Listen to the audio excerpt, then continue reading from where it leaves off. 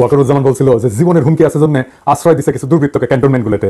আজ আইসপিআর থেকে জানানো হয়েছে যে জীবন বিপন্ন 24 জন রাজনৈতিক ব্যক্তিত্ব, 5 জন বিচারক, 19 জন অসামরিক প্রশাসনের কর্মকর্তা, 28 জন পুলিশ অফিসার, 487 জন পুলিশের বিভিন্ন পর্যায়ের সদস্য, বিভিন্ন পাবলিক বিশ্ববিদ্যালয়ের কর্মকর্তা সহ বিবিধ 12 জন এবং 51 জন পরিবার পরিজন সহ মানে স্ত্রী এবং শিশু সহ মোট 626 জনকে বিভিন্ন সেনানিবাসে আশ্রয় প্রদান করা হয়। প্রতিরক্ষা মন্ত্রণালয় কার অধীনে? প্রফেসর ইউনূসের অধীনে। তো স্যার আপনি কি জানতেন যে এই লোকগুলোকে আশ্রয় দেওয়া হয়েছে, আবার সাইডাও দেওয়া হয়েছে? যদি জানেন তাহলে আপনি অপরাধমূলক কাজে সাই দিলেন কিভাবে? এই দায় তো সেনাবাহিনীর না, এই দায় তো আপনার একার নিজের। দর্শক, এই মুহূর্তে আপনারা দেখছেন যে আওয়ামী লীগের যুগ্ম সাধারণ সম্পাদক দীপুমণি এবং তিনি সাবেক মন্ত্রীও, তাকে 5 দিনের রিমান্ডের পরে এই দীপুমণি সহ আরেক সাবেক উপমন্ত্রী আরিফ খান জয়, তাকে নিয়ে যাওয়া হচ্ছে এই এজলাস থেকে বের করে।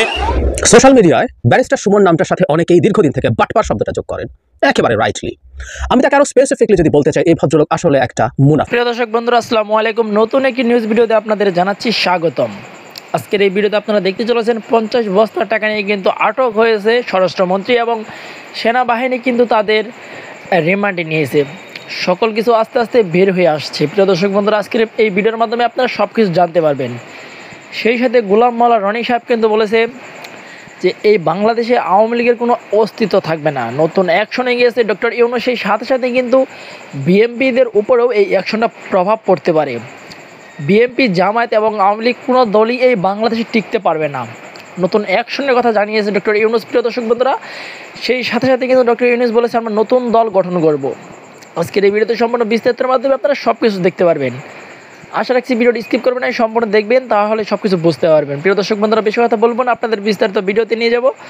বিস্তারিত ভিডিওটি দেখার আগে একটি রিকোয়েস্ট, যারা এখন এই চ্যানেলটি সাবস্ক্রাইব করে রাখেনি, দয়া করে চ্যানেল সাবস্ক্রাইব করে দিয়ে পাশে থাকা বেল আইকনটি বাজিয়ে রাখুন। ইতিমধ্যে যারা সাবস্ক্রাইব করে দিয়েছেন সকলকে জানাচ্ছি অসংখ্য ধন্যবাদ। দর্শক বন্ধুরা, চলুন এই ভিডিওতে লাইক দিয়ে আমরা ধারাবাহিকভাবে সেই বিস্তারিত ভিডিওগুলো একের পর এক দেখে আসি। ছিল যে জীবনের হুমকি আছে জন্য আশ্রয় দিচ্ছে কিছু দুর্বৃত্তকে ক্যান্টনমেন্টগুলোতে।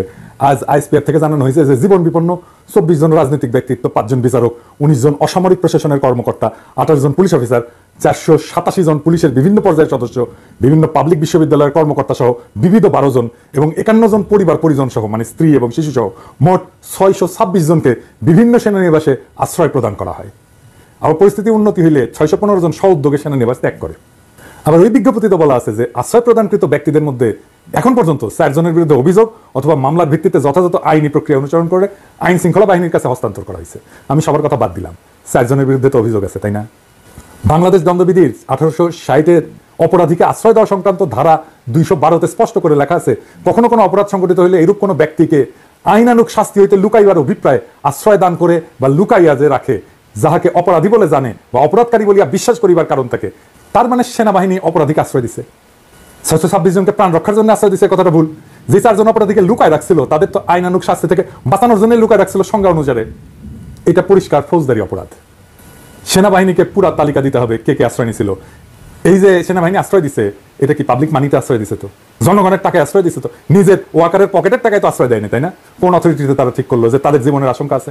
এটা কি প্রাতিষ্ঠানিক সিদ্ধান্ত ছিল নাকি কোনো ব্যক্তির সিদ্ধান্ত ছিল? আশ্রয় দেওয়ার পরে কেন যাইতে দিল সরকারের সাথে কথা না বলে, ক্রস চেক না করে? এটা যেতে দেওয়া যায়? আচ্ছা, এইবার একটা জরুরি প্রশ্ন, প্রতিরক্ষা মন্ত্রণালয় কার অধীনে? প্রফেসর ইউনূসের অধীনে। তো স্যার আপনি কি জানতেন যে এই লোকগুলোকে আশ্রয় দেওয়া হয়েছে, আবার সাইডাও দেওয়া হয়েছে? যদি জানেন তাহলে আপনি অপরাধমূলক কাজে সাই দিলেন কিভাবে? এই দায় তো সেনাবাহিনীর না, এই দায় তো আপনার একার নিজের। আর যদি জানা না থাকেন তাহলে আপনাকে না জানায় সিদ্ধান্ত নেয় কিভাবে সেনাবাহিনী? তার মানে রাষ্ট্রের একটা শক্তিশালী ইনস্টিটিউটের উপরে আপনার কোনো নিয়ন্ত্রণ নাই। ক্ষমতা বুঝেন স্যার? ক্ষমতা, হ্যাঁ, ক্ষমতা কারে কয়? ক্ষমতা হচ্ছে অ্যাবসলিউট, প্রেগন্যান্সির মতো কিন্তু, হ্যাঁ, হাফ প্রেগন্যান্ট বলে কোনো কথা নাই, ঠিক আংশিক ক্ষমতা বলে কোনো কথা নাই। আপনার যদি সেনাবাহিনীর উপরে কোনো নিয়ন্ত্রণ না থাকে তাহলে আপনার কোনো ক্ষমতা নাই। আপনাকে না জানায় যদি করে থাকে তাহলে যারা অপরাধমূলক কাজটা করছে তাদের বরখাস্ত করেন, এই মাত্র। আপনার ক্ষমতা যে হাফ প্রেগন্যান্সি না, এটা প্রমাণ করার এটাই মোক্ষম সময়। কি করবে? আপনারা ধরবে, মারবে? কিচ্ছু হবে না, আমি লিখে দিতে পারি। আপনার কেশাগ্র স্পর্শ করার ক্ষমতা নাই। আর যদি এটা না করেন তাহলে দুর্নীতিগ্রস্ত নিপীড়নের সহযোগী বা নিপীড়ক অপরাধীদের নিরাপদে রাখার এবং চলে যাওয়ার ব্যবস্থা করে দেওয়ার দায় আপনার, একান্তই আপনার। আপনাকে আমি বলছিলাম যে উপদেষ্টা পরিষদ বিপ্লবের মর্মকে ধারণ করে না। আসেন একটা এক্সাম্পল দিই। দেখেন, আপনার পাওয়ারফুল উপদেষ্টা আসিফ নজরুলের ঘরে শোভা পাচ্ছে শেখ মুজিবের ছবি। হ্যাঁ, যে শেখ মুজিবের স্ট্যাচু ভাঙা হইলো সারা বাংলাদেশ জুড়ে, এমনকি ক্যান্টনমেন্টের মধ্যেও ভাঙা হইলো, তাই না? সেনারাই ভাঙছে, শেখ মুজিবের ছবি নামায় ফেলছে সেনারাই, সৈনিকেরাই। আসিফ নজরুল বলতে পারে যে সংবিধান অনুসারে সে জাতির পিতা, তাহলে মুজিবের মূর্তি যারা ভাঙছে তারা সব অপরাধী সংবিধান অনুসারে। আপনি নিজে অবৈধ, কারণ তত্ত্বাবধায়ক সরকার বলে কিছু সংবিধানে নাই। আরো শুনবেন, হাসিনাটা আইন বানায় গেছে 2009-এ, আইনটার নাম হচ্ছে জাতির পিতার পরিবার সদস্যদের নিরাপত্তা আইন 2009। তো তো এই আইনে বলা আছে যে জাতির পিতার পরিবারের সদস্য মানে শেখ মুজিবের মানে ওই যে সোহরাওয়ার্দীর বডিগার্ডের জীবিত 2 কন্যা শেখ হাসিনা, শেখ রেহানা এবং তাদের সন্তানাদিদের বোঝাবে। এবং 3 নম্বর ধারায় বলা আছে এই আইনকে প্রাধান্য দিয়ে বলা আছে আপাতত জারি আছে এমন অন্য আইন যাই থাকুক না কেন এই আইন কার্যকর হবে। এবং এই আইন অনুসারে ভিআইপির জন্য যেরকম নিরাপত্তা ব্যবস্থা আছে সেরকম নিরাপত্তা সরকার জাতির পিতার পরিবার সদস্যদেরকে আজীবন সর্বস্থানে প্রদান করবে। এবং এটা একটা উপধারা আছে 1, এখানে উল্লেখিত নিরাপত্তা প্রদানের ক্ষেত্রে সরকার পরিবার সদস্যদের মতামতকে প্রাধান্য দেবে এবং এই পরিবারের নিরাপত্তা বিধান শর্তে তাদের দ্বারা নির্ধারিত শর্তে উক্ত পরিবার সদস্যগণের প্রত্যেকের জন্য নিরাপদ এবং সুরক্ষিত আবাসনের ব্যবস্থা গ্রহণ করবে এবং সেসব বিবেচনায় প্রয়োজনীয় অন্যান্য সুবিধাবলীও তাদেরকে প্রদান করবে। তার মানে আপনি যে সংবিধান মানে হাসিনাকে সুরক্ষা দিতে বাধ্য, জয় আসলেও সুরক্ষা দিতে বাধ্য। এই জন্যই জয় বলে যে সে দেশে আসবে, হাসিনা বলে সে দেশে আসবে। এই যে কনফ্লিক্ট, এটাকে আপনাকে রিজলভ করতে হবে। আপনাকে সংবিধানের পথে হাঁটতে যারা প্ররোচিত, প্রলুব্ধ এবং বাধ্য করছে তারা আপনাকে এই কনফ্লিক্টের মধ্যে রেখে দিছে এবং এই কনফ্লিক্ট আপনি যদি রিজলভ না করেন তাহলে বিপ্লব অসম্পূর্ণ। মনে রাখবেন, বিপ্লব সংবিধানের চাইতে বড়, জনতা সংবিধানের চাইতে বড়। সেই জনতা আপনাকে অভিষিক্ত করছে, আপনি সংবিধানের চাইতে বড়। আপনি যা করবেন সেটাই আইন এবং আপনাকে যারা সংবিধান মানতে বাধ্য করছে, প্রলুব্ধ করছে, প্ররোচিত করছে, তারা দেশের জনগণের সার্বভৌম আকাঙ্ক্ষার বিরুদ্ধে কাজ করছে। আমি আমার এপিসোডে শহীদদের কথা বলি মাঝে মাঝে, আজ আমি 2 জন আহতের কথা বলবো। প্রথমে হাফেজ হোসাইন 1 হাত হারায় আর 1 হাত নিয়ে লড়াইয়ে নামবে, যদি আবার ডাক আসে সেটা বলতেছে 1 হাত হারায়। এমন হাজারো যুবক পঙ্গু হয়েছে, তাও লড়াইয়ের মনোবল তারা কিন্তু হারায়নি। শোনেন তার মুখেই কথাটা শোনেন। এবং যদি আমার দেশ আবারও যদি বিপদে পড়ে, ইনশাল্লাহ এই 1 হাত দিয়ে আবারও লড়াইতে নেমে যাব ইনশাল্লাহ। আমার দেশের জনগণ এবং আমার দেশের আমি নিজে ভালোবাসি, আমার দেশের আমি ভালোবাসি এবং আমার দেশের যে মানুষ, আমি দেশের মানুষেরও অনেক ভালোবাসি। যদি ইনশাল্লাহ আবার ডাক আসে, ইনশাল্লাহ 1 হাত দিয়ে আবার লড়াই করতে যাব। আমি মাওলানায় পড়ি, হাফেজি শেষ করে মাওলানায় পড়ি। আমি হাফেজি শেষ করে মাওলানায় পড়াশোনা করি। এখন আরেকজন মাদ্রাসা ছাত্রের কথা, সে বলছে যে আন্দোলনে আমরা সফল হয়েছি কিন্তু আমার জীবন বিপর্যস্ত হয়ে গেছে, এখন অন্যের সাহায্য ছাড়া চলতে পারি না, গুলি লেগে 1 চোখ পুরোপুরি নষ্ট হয়ে গেছে, ডাক্তার বলছে অস্ত্রোপচার করলে আরেক চোখ ভালো হইতেও পারে, কখন দিন কখন রাত কিছুই বুঝি না, মা বাবাকেও দেখি না কতদিন, জীবনে এর চেয়ে বড় কষ্ট আর কি হতে পারে। এই মাদ্রাসা ছাত্র আজিজুল হক ব্রাহ্মণবাড়িয়ার বাঞ্ছারামপুর উপজেলার তেজখালী ইউনিয়নের বাহেরসর গ্রামের কৃষক কামাল মিয়ার ছেলে। আজিজুল নরসিংদী সদর উপজেলার মাধবদী এলাকার পৌনাপুর ইসলামে ফাজিল মাদ্রাসার এইচএসসি 2য় বর্ষের শিক্ষার্থী। পড়াশোনার পাশাপাশি তিনি একটা টেক্সটাইল মিলে চাকরি করতেন। তার এই আয়ে চলত পড়াশোনা আর সংসার। গত 18 জুলাই মাধবদী এলাকায় বৈষম্য বিরোধী ছাত্র আন্দোলনে গিয়ে গুলিবিদ্ধ হন। এরপর থেকে তার জীবন যেন থমকে গেছে। আজিজুল বলেন, কি যে দুর্বিষহ কষ্টের দিন যাচ্ছে তা কাউকে বোঝাতে পারবো না। আমার চোখের আলোর সঙ্গে সংসারের আলো নিভে যাচ্ছে। আমার 2 চোখের দৃষ্টিশক্তি হারালে সংসার কিভাবে চলবে, এই চিন্তায় ঘুম আসে না। সেদিনের ঘটনা বর্ণনায় তিনি বলেন, পুলিশ ইচ্ছা করেই আমাদের উপর নির্বিচারে গুলি চালিয়েছিল। আমার মাথা এবং মুখের বিভিন্ন অংশে গুলি লাগে। বন্ধুরা প্রথমে নরসিংদী সদর হাসপাতালে নিয়ে যায়, এরপর ঢাকা মেডিকেল কলেজ হাসপাতাল, পরে জাতীয় চক্ষু বিজ্ঞান ইনস্টিটিউট ও হাসপাতালে যাই। তখন রোগীর ভিড়ের কারণে ডাক্তাররা আমাকে রাখতে চাননি। ওই দিনই চক্ষু বিজ্ঞান ইনস্টিটিউটে অস্ত্রোপচার করা হয়। ডাক্তার জানান গুলি লেগে বাচক পুরোপুরি নষ্ট হয়ে গেছে। আজিজুলের বাবা কামাল হোসেন বলেন, টাকার অভাবে আমার সন্তান অন্ধ হয়ে যাবে এটা আমি ভাবতেই পারছি না। বড় ছেলের মৃত্যুর পর আজিজুল সংসারের হাল ধরেছে। লেখাপড়ার পাশাপাশি সে চাকরি করে সংসার চালিয়ে আসছে। তার চিকিৎসা করার মতো টাকা আমার কাছে নাই। এ পর্যন্ত যা চিকিৎসায় খরচ করা হয়েছে তার বন্ধু বান্ধব, আমাদের আত্মীয় স্বজনের কাছ থেকে নিয়েছি। আমার এই ছেলের কিছু হয়ে গেলে আমরা কিভাবে বাঁচব? আজিজুলের মতো হাজারো যুবক এই আন্দোলনের দৃষ্টিশক্তি হারিয়েছে। আর আপনার স্বাস্থ্য উপদেষ্টার আহতদের দেখতে যাওয়ার সময় হয় না। আহতদের একটা তালিকা পর্যন্ত করতে পারে না স্বাস্থ্য মন্ত্রণালয়। অনেকে চিকিৎসার জন্য হাহাকার করতেছে, টাকার অভাবে চিকিৎসা করতে পারতেছে না। এমনিতে আওয়াজ দিছে সমস্ত চিকিৎসার দায়িত্ব নিলাম, খবরের কাগজে কি লেখা হচ্ছে? কোনটা বিশ্বাস করবো? আপনারা চিকিৎসার দায়িত্ব নিছেন নাকি নেন নাই? কি আর বলবো, আপনার সরকার কিন্তু অস্বাভাবিক দ্রুততায় জনপ্রিয়তা হারাইতেছে। ওদের চোখের আলো নিভে গেলেও আগামীর বাংলাদেশ আপনার চোখে দেখতে চাইছিল ওরা। ওদের শরীর পঙ্গু হয়ে গেলেও আপনার শক্তিতে উঠে দাঁড়াইতে চাইছিল ওরা। এটি বিপ্লবী সরকার। বিপ্লবী সরকার বিপ্লবের সৈনিকদের দেখভাল করে। রাজনীতি একটা চলমান প্রক্রিয়া। প্রায় প্রতিদিনই রাজনীতির যে দৃশ্যপট এটির পরিবর্তন ঘটে। গতকাল যা ঘটে আজকে তা পরিবর্তন হয়ে যায়, এবং আজকে যা ঘটে বা ঘটছে আগামীকাল বা ঠিক 1 ঘন্টা পরে রাজনীতি সেই বিষয়টি যে থাকবে এটা বলা যায় না। তো এই কারণে হয় কি, যারা রাজনীতির সচেতন ব্যক্তি তাদের 5টি যে ইন্দ্রিয় রয়েছে, পঞ্চ ইন্দ্রিয়, এটি সব সময় জাগ্রত রাখতে হয় এবং প্রতি মুহূর্তে স্থান কাল পাত্রভেদে সিদ্ধান্ত পরিবর্তন করতে হয়, গতিপথ পরিবর্তন করতে হয়। কারণ কি?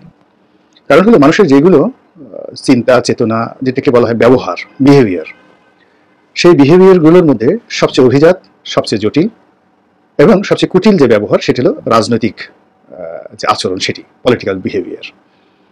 তা আমাদের দেশে এখন শেখ হাসিনার যে পতন হলো সেটি হলো তিনি কতগুলো বিষয়ে একেবারে খুবই কঠোর অবস্থানে ছিলেন। মানে পূর্ব দিকের যে চাঁদ বা সূর্য যেটি উদিত হয় সেটি যদি পশ্চিম দিকেও নিয়ে যাওয়া হয় তবুও তিনি তার সিদ্ধান্ত পরিবর্তন করতে রাজি ছিলেন না। এই সকল কারণে তার পতন হয়েছে এবং তিনি জিয়া রহমান সাহেব সম্পর্কে, তারেক রহমান সাহেব সম্পর্কে, বেগম জিয়া সম্পর্কে অত্যন্ত কঠোর ছিলেন। মানুষকে গালাগালি করা, মানুষকে ছোট ভাবা, এসব তার চরিত্রের মধ্যে ছিল না। বিনয়ী হওয়া, তিনি পারিবারিকভাবে ভালো ব্যবহার করতেন অনেকের সঙ্গে, কিন্তু যেটিকে বিনয়ী হওয়া বলা হয়, ভদ্রতা বলা হয়, গ্রেটফুলনেস যেটিকে বলা হয়, কৃতজ্ঞ থাকা, এই বিষয়গুলো তার মধ্যে কম ছিল। ফলে এই স্বাধীন বাংলাদেশে শেখ হাসিনার অবস্থা কি হয়েছে এটা আপনারা খুব ভালো করে জানেন। একইভাবে আগের যে দিনগুলো যখন হাওয়া ভবন ছিল, হাওয়া ভবনের সঙ্গে খাম্বা ছিল এবং এই খাম্বার সঙ্গে যারা জড়িত ছিল তাদের যে উদ্যত আচরণ, লোভ, লালসা, কামনা বাসনা জনাব তারেক রহমানকে কি পরিমাণ বিপদে ফেলেছে, বেগম খালেদা জিয়াকে কি পরিমাণ বিপদে ফেলেছে এবং বিএনপিকে কি পরিমাণ বিপদে ফেলেছে, এটি বিএনপি ক্ষমতা হারানোর পর থেকে আজ অবধি হাড়ে হাড়ে টের পাচ্ছে। এবং বিএনপির মধ্যে যে একটি মন্দ চক্র আছে, দুর্নীতিবাদ চক্র আছে, তারা আগস্ট মাসের 5 তারিখ থেকে আজকের দিন পর্যন্ত যে যার মতো করে একেবারে হরিলুট করার যে মহোৎসবে তারা মেতে উঠেছেন, তার ফলে এই দলটি আগামী দিনগুলোতে যে কি বিপদে পড়বে সেই বিষয় নিয়ে কথা বলতে যাচ্ছি। মূলত একটা বিখ্যাত কথা আছে, আনফিনিশড রেভলিউশন, অসম্পূর্ণ বিপ্লব।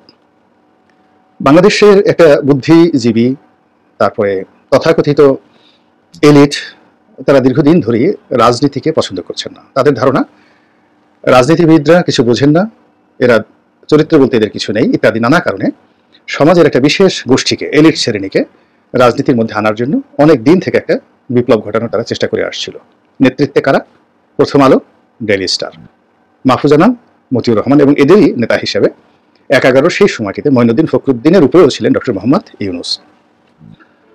তো সেই বিএনপির পতনের পর 11 যে প্রেক্ষাপট, সেই প্রেক্ষাপটটি আসলে বাস্তবায়ন করা যায়নি। তারা পরাজিত হয়েছে, ফলে সেটি আনফিনিশড, অসম্পূর্ণ অবস্থায় রয়ে গেছে।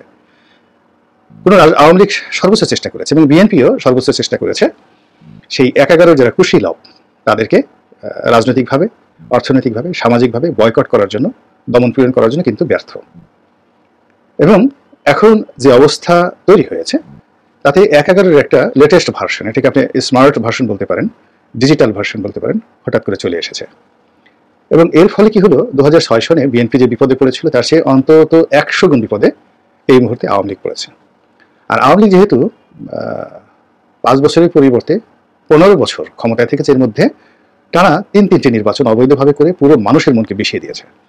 ফলে আওয়ামী লীগ নামটি এখন অভিশাপ, বিরক্ত এবং এটিকে নিয়ে আর এখন মার্কেটিং করা যাচ্ছে না, কোনো অবস্থাতে এটিকে নিয়ে আগানো যাচ্ছে না।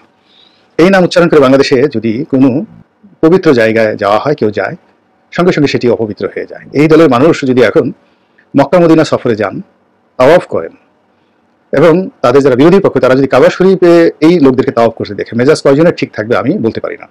এবং আগামী 20 বছর, কম করে হলেও 20 বছর সময় লাগবে আওয়ামী লীগকে মূলধারা রাজনীতিতে ফিরে আসার জন্য। এর আগে কোনো আবেগ, কোনো স্বপ্ন কাজ আসবে না।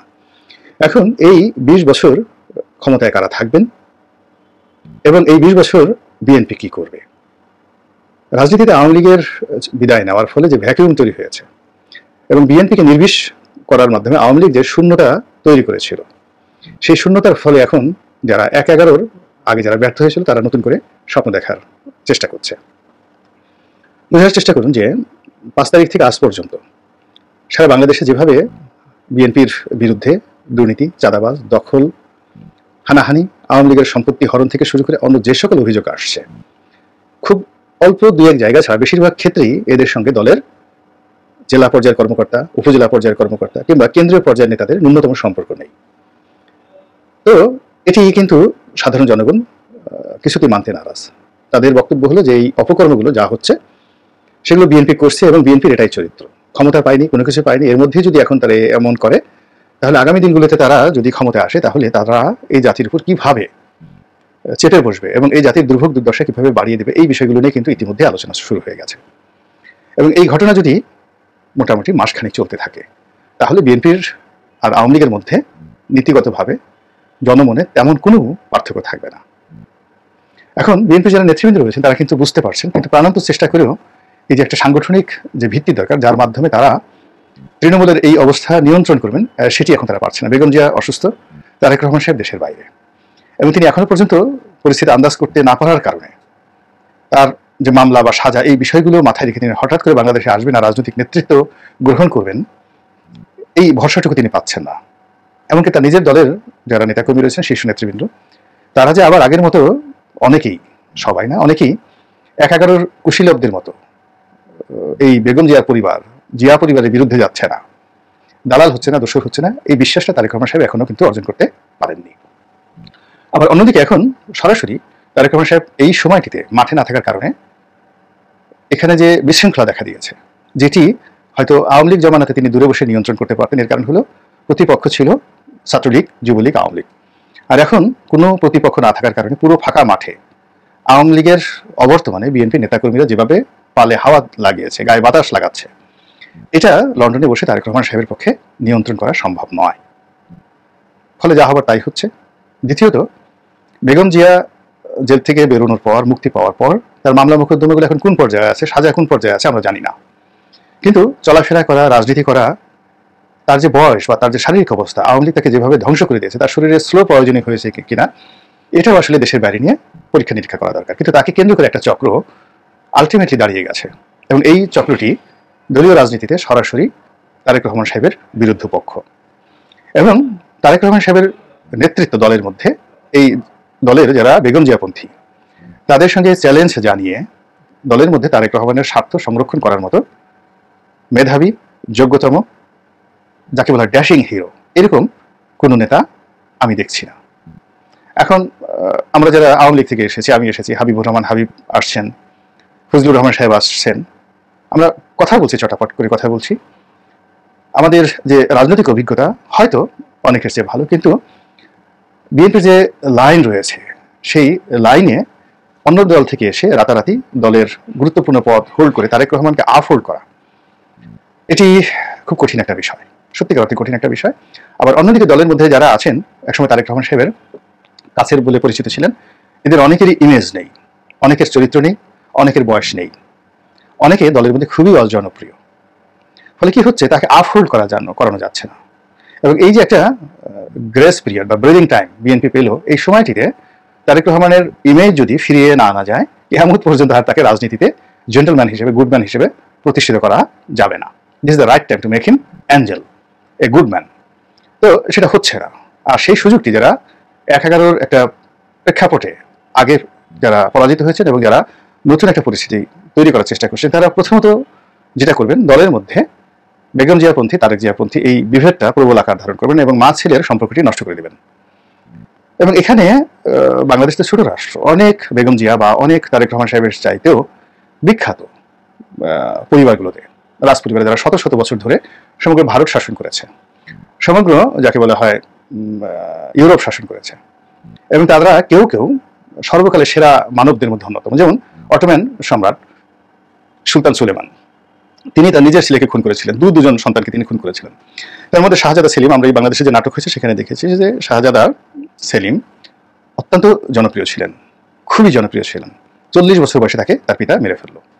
একইভাবে এই পাক ভারতে যেমন সম্রাট Shahjahan, one of the greatest empire ever seen in the history. আবার তার যে সন্তানগুলো সবই বিখ্যাত, যেমন দারা শিকো, তার মতো পণ্ডিত ভারতবর্ষে 1000 বছরেও একজন জন্ম নেয় না, বড় সন্তান। তার সন্তান আওরঙ্গজেব, শাসক হিসেবে, মিলিটারি জিনিয়াস হিসেবে, যোদ্ধা হিসেবে, ভারতবর্ষে এরকম দ্বিতীয় আওরঙ্গজেব নেই।